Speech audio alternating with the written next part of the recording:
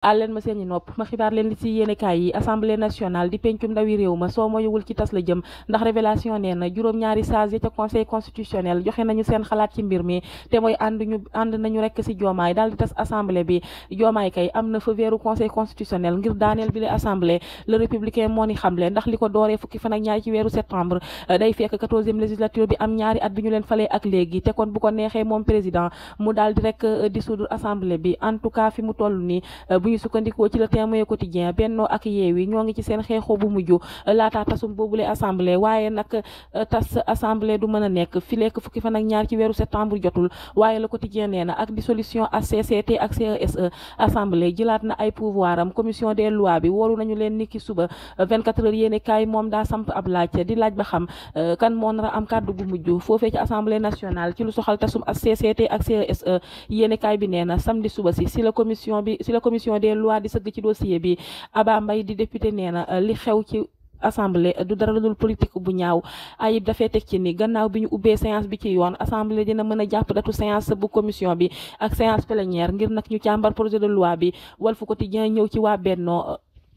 daal di xëy si ñoom yéenekaay bi ne livre blanc ngir fësal li fi Macky Sall def ci fukki at ak ñaar yi mu nekk ci nguur gi loolee si la daal di dikk ba tax yéenekaay bi ne Benno moo ngi diir mbagg projet bi. Sud Quotidien ne Macky kay daa tontu Diomaye ak Sonko ci livre boo xam ni bilan fukki at ak ñaar yi mu def ci nguur gi moom lañ ci fësal. Le Soleil nee na Dakar ak Madrid boole nañu seen doole ndax président Bassirou Diomaye Faye ak premier ministre espagnol bi di Pedro Sánchez daal dinañu rek xaatim ñaari accord. L'Indépendant ne Dakar ak Madrid kay déggoon nañu bu baax a baax ngir lu soxal xeex tukki mi jaarul ci yoon.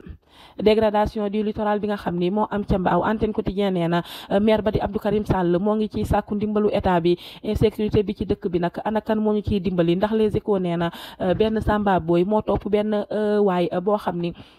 daa yoroon xaalis bu mu war a joxe topp ko ba biir néegam ci kanamu jabaram daal di nangu xaalis bi mu yoroon bi ko dëkkandoo yi yëgee daa tiire bal ba noppi daw kenn gisatu ko waaye l'informateur nee na waa police ñoo ngi dalal xel yi ndax nee nañu ragal sentiment képp la te nag bokkul ak conséquence insécurité ba tax na nag dinañu fexe ba ragal bi daal di soppeeku wëlbatiku ci Samba Boy yi. commissaire ba woon di commissaire Keita moom la dépêche ne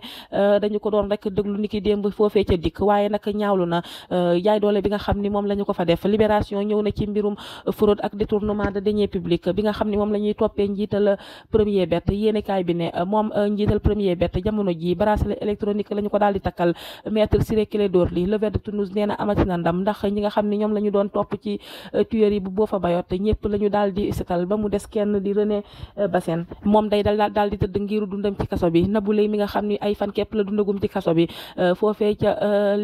camp pénal. L'Observateur moom la xëy tey yéenekaay bi ne ca chambre 5 ba mu nekk moom Nabou Leye jaaxle na trop waaye nag mi ngi jot ay appel te it nag ñoo ngi koy assister socialement te ay co-détenu wam ñoo ngi koy dëfal waaye ba tey l'Observateur moo ngi ñuy xamal ni coppite bu rëy am na ci biir police bi muy DIC sûreté urbaine division de la cybercriminalité fépp am ay njiit yu bees bés bi la journée Bara Sangaré borom force spéciale ak force occulte dàq nañu ko. Adramé Sarr bu DIC ñu yóbbu ko ca frigo foofee ca ressources humaines. Mamadou Tandeng moo nekk commissaire central. Wali Camara ñu yóbbu ko ca aéroport yoor bi di ko ca feelu ndax yéenekaay bi nee na coppite bu rëy moo am ci police bi. Adramé Sarr bu DIC ak Bara Sangaré bu sûreté urbaine dàq nañu leen. El Hadji Bayti Sène ak Ismaïla Goudiaby ñooy doxal jamono ji. Pape Mamadou Djidiack Faye mooy njiital cybercriminalité bu bees bi. Source A moo ngi ñuy xibaar ni ñaari bus Tata ñoo doon rawante ci parc Lambaye ba mujjee faat ñaari ndaw ñoo xam ne ci seen moto la ñu nekkoon. chauffeur yi nag dañoo daw waaye benn bus bi fa la ñu ko bàyyi. fi la ñu dar keppeli ci yéenekaay yi ma doon leen seen nopp ba ëllëg ak jàmm ci actualité 24 jërë ngeen jëf.